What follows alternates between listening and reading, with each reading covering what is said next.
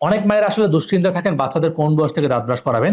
বাচ্চাদের দাঁত ওঠার পর থেকে আপনারা চাইলে বাচ্চাকে দাঁত ব্রাশ করাতে পারেন, তবে অবশ্যই বড়দের ব্রাশ দিয়ে ব্রাশ করাবেন না। তখন দেখা যায় বাচ্চারা কিন্তু মুখে ব্যথা পায়। তো বাচ্চাদেরকে প্রথম প্রথম সুতির কাপড় অথবা মার্কেটে এরকম কিছু সিলিকন ব্রাশ পাওয়া যায়, হালকা পানি দিয়ে আপনারা দাঁত ব্রাশ করে দিতে পারেন এবং অবশ্যই প্রথম প্রথম পেস্ট ইউজ করবেন না।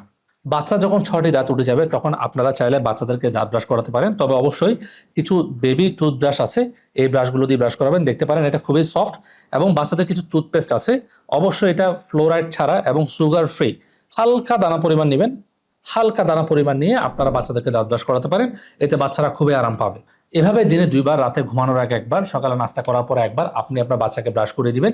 এবং প্রথম প্রথম আপনি অভ্যাস গড়ে তুলবেন, পরে পরে আপনি বাচ্চাকে বলবেন সে যাতে নিজে করে, তাকে করতে দিবেন এবং তাকে নিজে ব্রাশ করার জন্য আপনি উৎসাহিত করবেন। আর বাচ্চাদের জন্য এরকম সুন্দর সুন্দর টিপস পেতে আমাদের সাথে থাকুন।